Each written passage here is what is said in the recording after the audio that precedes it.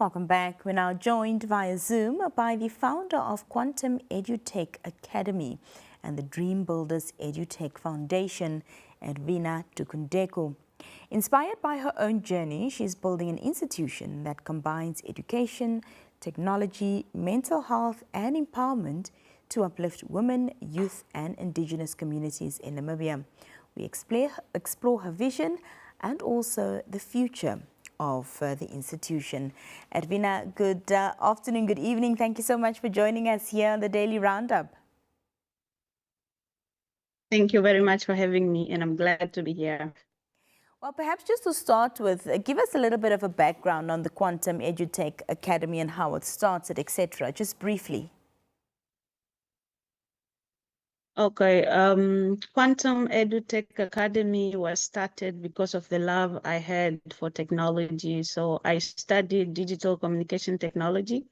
Then after that, I had to enter education, and due to the fact that I saw struggling learners, so I thought, let me start a school and use technology to help these learners.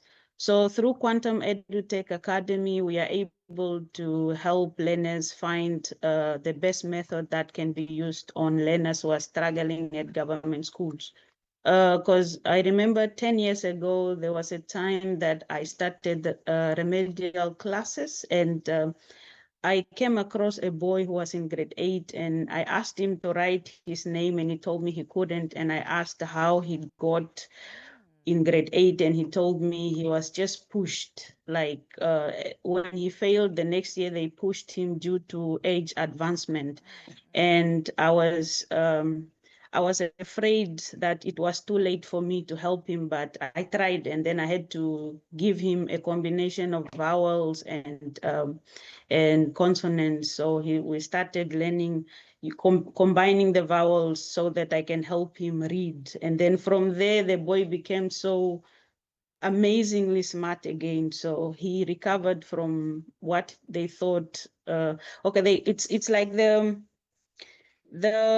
reason behind Quantum is to use technology into education, which is using visual, because some learners can be very good with visual and some can be very good with audio.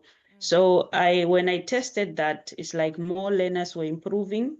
And I usually use mental health in Quantum because when mental health is ignored, a person cannot learn. So, yeah. Well, QETA places a strong emphasis, on supporting Indigenous people, youth and women. Why is this focus important to you, Erwina, and what impact have you seen thus far?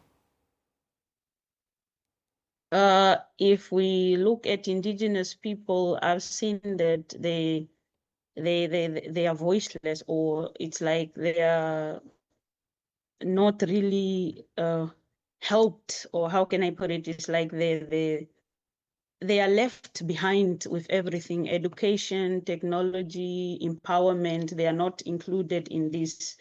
And because I was also I'm also a representative for the Indigenous people by the UN. So, and with the women, the reason why I empower women is because I've seen my mother work so hard as a woman to look after us. So I thought empowering a woman will help the children and the husband benefit more. And also with the youth, because the youth are the future of the nation. So it's like mostly I've seen when I'm dealing with the students, I've seen that when there's no motivation, they choose the wrong direction, because when for the youth, they are trying to find their identity. So this is the stage that we have to focus on their mental health, and we also have to focus on that to just guide them on the right path. Because that is the critical moment for us to shape the adults that we want to see in the future.